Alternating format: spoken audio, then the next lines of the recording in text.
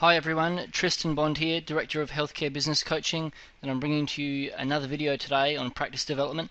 Today we are talking about the very important area in your practice that I refer to as KPI management. So KPI means Key Performance Indicators. So we're going to be looking at what are KPIs and why do we need them in practice, and how do we go about using them to your advantage. Okay, so first of all, what are KPIs? What are key performance indicators? Well, KPIs are quantifiable measurements that affect the critical success factors of a practice or small business, or any business for that matter actually. So whatever KPIs are selected, they must reflect the goals of your business, and they must be key to its success, and they also have to be quantifiable and measurable. So that way we actually know whether we're actually meeting our targets or not. So KPIs are usually long-term considerations for your business survival and success, as they don't vary too much from quarter to quarter, year to year, or even week to week or day to day for that matter. The definition of what KPIs you want to use and how they're measured doesn't change often, but the goals for a particular KPI may change as your practice and also your personal goals do change.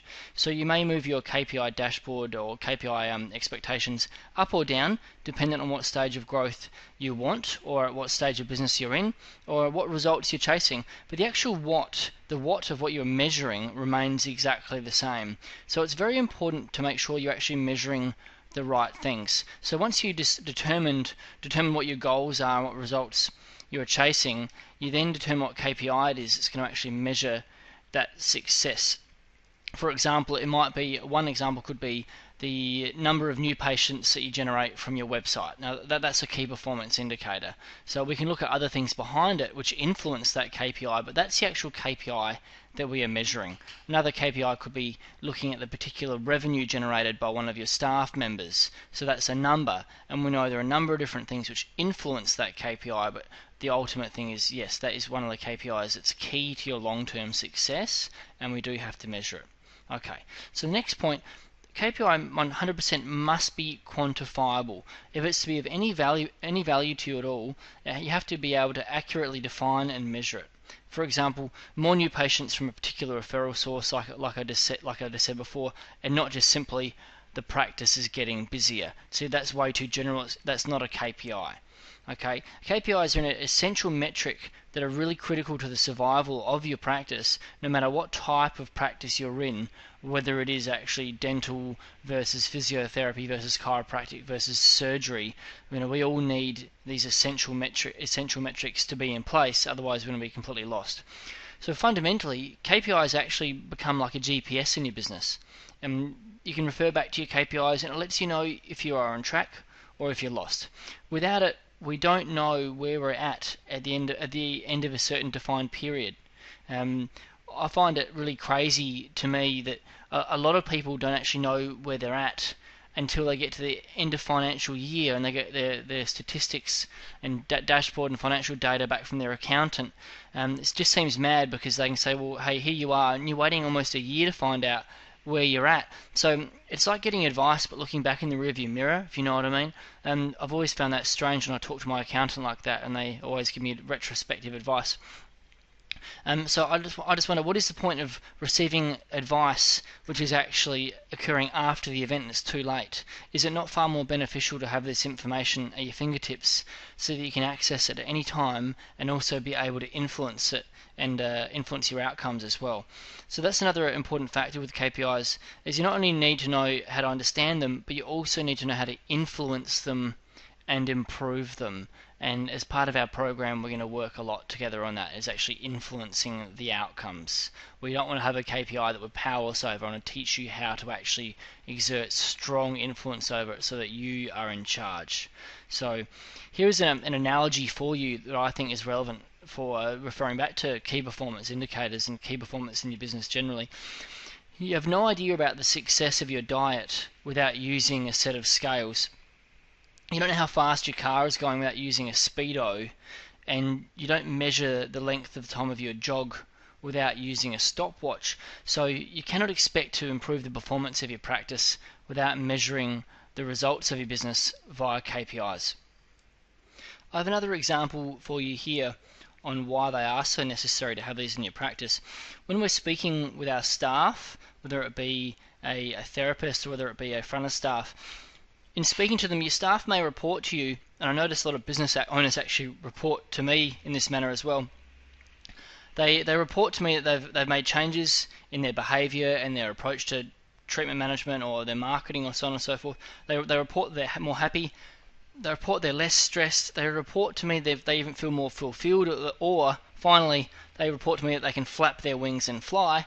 So I don't believe the last statement, and there is no way I would believe any of their former statements either. For example, why would I believe that they've made changes, or they're more happy, or they're less stressed or more fulfilled, unless there's measurable results to back it up? Much like I wouldn't believe they could fly unless I could actually physically see that. So I need to see rock hard evidence of actually their business improving, and you need to have KPIs in place so that you know that your staff are improving, or you know yourself that you are personally improving. So I like to say the following to my clients and my staff: talk is cheap, claims are easy, but behaving differently and getting improved results is hard. So we need to show rock solid results to quantify our improvement. One of the biggest killers in owning a small business and practice is the stress levels that go with it. It creeps into every area of your life, and it affects all those people that you have relationships with. So in order to reduce stress, we need to exert a whole lot of control over our business. Key performance indicators are the best way to keep your business or practice in check and to maintain a balance of control. It helps abolish micromanagement, which is the single greatest cause of stress and discontentment in private practices. Without having the knowledge of where you are, you don't know where you're going, and you don't even know what to do or even how to get there. Think about your staff. The best businesses are built around the best teams. Now, how can we help our staff grow, provide feedback to them, and encourage performance if we don't know how they're performing, and furthermore, we don't know at what level they should be performing at? And let's take that one step even further. How do we know how to manage and influence their performance if we don't know where they're at?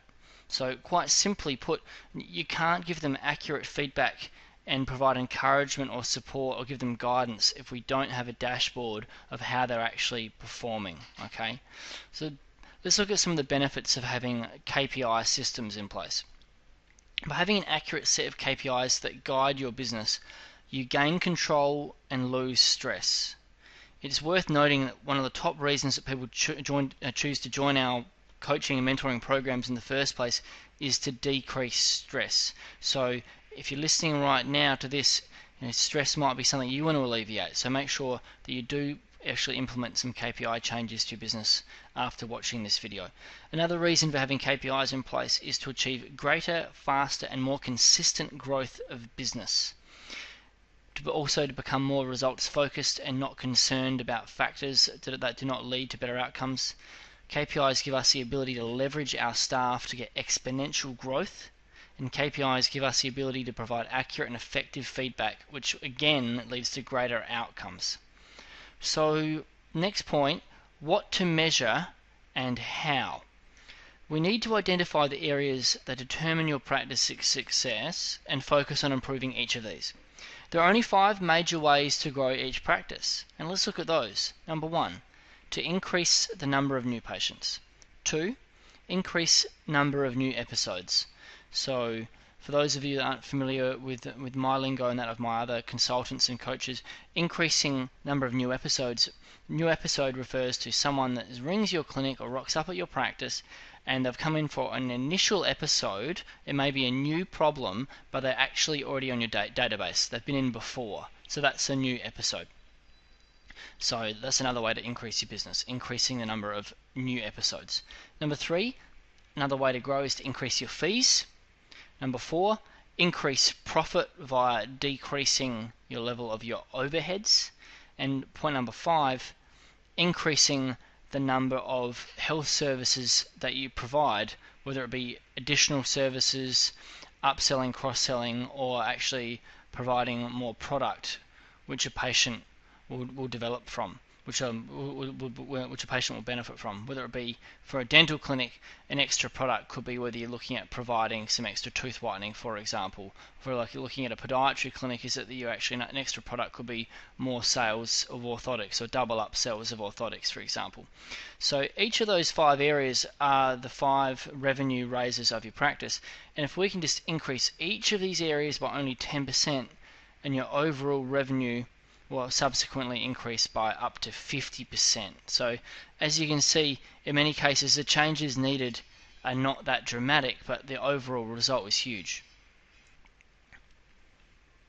Okay, so now that we know the ways in which a business grows, it makes sense to measure them, because if we can measure the 5 ways in which we're growing, we can influence them, then we're going to grow. Okay, so let's look at what to measure. Number 1, obviously the number of new patient numbers. Number 2, number of new episodes. Number 3, number of services per week, i.e. number of appointments or procedures provided per therapist and by the practice overall. Number 4, the volume of product or other services sold at the practice. So it might be a service which isn't your mainstay. So if we are looking at your mainstay is, we're looking at dentistry, and we might look at another service. It could be how busy our hygienists are, for example, how busy they are, how much revenue they're producing. Or whether it's another practice, it could be looking at a physiotherapy clinic, how many extra dry needling, acupuncture appointments are they providing, which is away from their hands-off type service. Number 5, the total revenue which is raised by the practice that week, or also for that fortnight and month, not just for the practice but also per practitioner. That's a KPI in itself. Number 6, what else can we measure? We can measure the amount of lost business and lost finances per week. So this refers to number of cancelled appointments or appointments not attended. Number 7, we also need to measure the lifetime patient value. This is the most important number in your practice, as it really defines how successful you will be. So we are looking at how much is your patient worth to you over their lifetime or the lifespan of your business, and you need to know that number. Quite obviously we need that number to be increasing in order for your business to improve. So now we know the areas we need to measure. How do we go about measuring them? Well, I recommend that you have a dashboard of statistics at the front desk for your support staff to be completing. They need to be measuring all of the above, and they need to have a phone script with them so they can actually get that information whilst they're on the phone. For example, they might be recording for you to get really specific, number of new patients or new episodes. They need a phone script to first of all find out if the person is new to your practice. So they need to record that so they can adequately fill it out for you. But also, a KPI could be how many referral sources have been generated by the speech that you gave last week to the specialist orthopedic surgeon. So if we record referral sources out the front on the phone, you'll have a much quicker way of finding out your KPIs and how successful they are. Now, the results you actually gather from the phone need to be added to a spreadsheet weekly for all the KPIs that are relevant to your practice if you're referred to. You need to learn to read the KPI reports correctly so that you can see the correlation between what is happening on a daily, weekly, monthly basis at the practice and relate this back to your KPI dashboard. So you need to be able to get to a point where you can look at your KPI dashboard and know exactly where things are going right or wrong at your clinic, so you can bring about change fast and accurately. The results need to be recorded so that you can actually quantify if there's an underperformance by someone, and you can learn why that is happening and then provide adequate feedback, and then you can tell people how to change it. There's no point in recording statistics just for the sake of recording. We need to actually use this to action something. So let's look at your action steps.